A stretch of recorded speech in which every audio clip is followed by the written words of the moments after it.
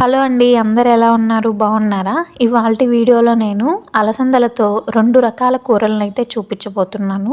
కూరగాయలు లేనప్పుడు ఇలా ఒకసారి ట్రై చేసి చూడండి. ముందుగా ఎవరైనా మన ఛానల్ని చూస్తుంటే welcome to Janvi's kitchen and vlogs. Please subscribe చేసుకోండి. ఇప్పుడు ఇక్కడ నేను అలసందల్ని తీసుకొని 1కి 2 సార్లు వీటిని బాగా నీట్గా వాష్ చేసేసుకోవాలి.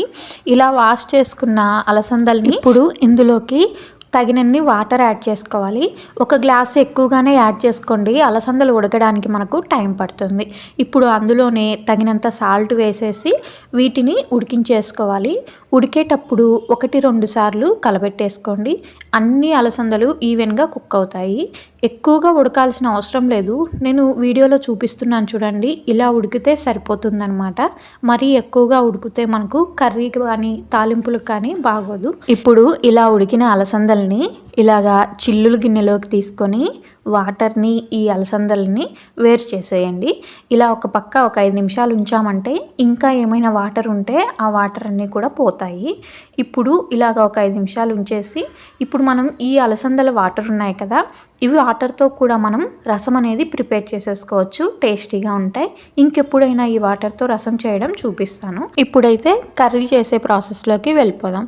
ఒక బాండిల్ తీసుకొని అందులోకి కొద్దిగా ఆయిల్ని యాడ్ చేసి కొంచెం సన్నగా కట్ చేసుకున్న ఆనియన్స్ని వేసేసి ఈ ఆనియన్స్ మనకి కొంచెం గోల్డెన్ బ్రౌన్ కలర్ వచ్చేంత వరకు వేపుకోవాలి. ఇలా వేపుకున్న తర్వాత ఇందులోకి అల్లం వెల్లుల్లి పేస్ట్ని యాడ్ చేసి ఈ పేస్ట్ కూడా మనకి కొంచెం పచ్చివాసన పోయేంత వరకు వేపుకోవాలి. ఎక్కువ వేపద్దండి, మళ్ళీ చేదు అనేది వస్తుంది ఈ అల్లం వెల్లుల్లి పేస్ట్ వలన.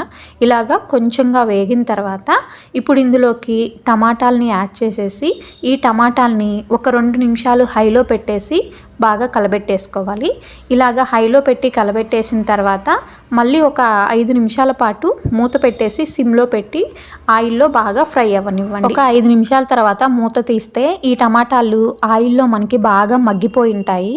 ఇలా మగ్గిన టమాటాలని గరిటెతో స్మాష్ చేసేసుకోండి. ఇలా స్మాష్ చేసిన తర్వాత ఇందులోకి ధనియాల పొడి, ఉప్పు, కారం, పసుపు ఇలా అన్నీ యాడ్ చేసేసి ఇప్పుడు వీటిని కూడా 2 నిమిషాలు ఫ్రై చేసేయండి.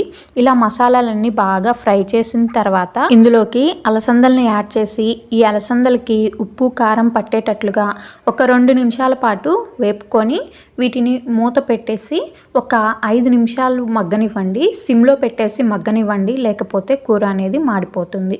ఇలా 5 నిమిషాలు మగ్గనిచ్చిన తర్వాత ఇప్పుడు ఇందులోకి కొద్దిగా వాటర్ని యాడ్ చేసేయండి. ఇలా వాటర్ యాడ్ చేసి ఒక్కసారి కలబెట్టేసుకున్న తర్వాత ఇందులోకి మనం ఉప్పు కారం అన్నీ సరిపోయాయా లేదా అని చెక్ చేసేసుకోండి. నాకు ఇక్కడ సాల్ట్ సరిపోయినట్లేదు, అందుకే కొంచెంగా యాడ్ చేసేసి మళ్ళీ ఒకసారి కూరని కలబెట్టేసి మూత పెట్టేసేయండి. ఇలా మూత పెట్టేసి 5 నిమిషాల పాటు ఉడికిచ్చేయండి. ఇలా 5 నిమిషాలు ఉడికిచ్చేసిన తర్వాత మూత తీసేసి ఈ కూర మనకి చిక్కబడుతుంది అనుకుంటే కనుక ఇంకా మూత పెట్టకుండా 2 నిమిషాలు అలాగే మగ్గనివ్వండి. ఇలా మగ్గిన తర్వాత మనకి చూడండి ఇలాగ చిక్కబడిపోతుంది. ఇప్పుడు మనకి ఈ కర్రీ అయితే రెడీ అయిపోయినట్టే. అలసందలతో కర్రీ అయితే రెడీ అయిపోయింది కదా. ఇప్పుడు తాలింపుని ఎలా తయారు చేయాలో చూసేద్దాం. తాలింపు కోసం ఒక గిన్నెని తీసుకొని అందులోకి కొద్దిగా ఆయిల్ని యాడ్ చేసి పోపు దినుసులు యాడ్ చేయండి. పోపు దినుసులు యాడ్ చేసిన తర్వాత అవి బాగా ఫ్రై అవ్వాలి, లేకపోతే చేదు వస్తాయి ఆవాలు. ఇలా ఫ్రై అయిన తర్వాత ఇందులోకి ఆనియన్స్ని యాడ్ చేసి ఇలా గోల్డెన్ బ్రౌన్ కలర్ వచ్చేంత వరకు వేపండి. ఇలా వేపుకున్న తర్వాత ఇప్పుడు ఇందులోకి కొద్దిగా కరివేపాకు, ఎండుమిర్చి వేసేసి వేపుకోండి. ఇలా వేసేసి వేపుకున్న తర్వాత ఇప్పుడు ఇందులోకి ముందుగా ఉడికించుకున్న అలసందల్ని వేసేసి వీటిని కూడా 1-2 నిమిషాల పాటు బాగా ఫ్రై చేసేసుకోండి.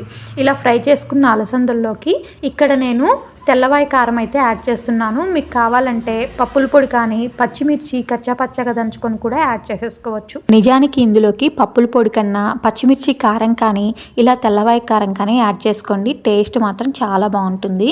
నేను ఇక్కడ తెల్లవాయి కారం యాడ్ చేసేసి 1-2 నిమిషాలు బాగా ఫ్రై చేశాను. అంతేనండి, మనకు అలసందలతో తాలింపు అయితే రెడీ అయిపోయినట్టే. ఇంకా ఇందులోకి సాల్ట్ అయితే యాడ్ చేయొద్దు, మనం ఉడికించేటప్పుడు యాడ్ చేసాం కాబట్టి. ఇంతేనండి, సింపుల్గా అలసందలతో 2 రకాల వంటలు చెప్పాను కదా. మరి మీరు కూడా ట్రై చేసి ఎలా వచ్చాయో నాకు కామెంట్ చేయడం మాత్రం మర్చిపోవద్దు. ప్లీజ్ ఎవరైనా ఫస్ట్ టైం కనుక మన ఛానల్ చూస్తుంటే పక్కనే సబ్స్క్రైబ్ బటన్ ఉంటుంది, సబ్స్క్రైబ్ చేసుకొని వీడియోని లైక్ చేయడం మాత్రం మర్చిపోవద్దు. Thanks for watching.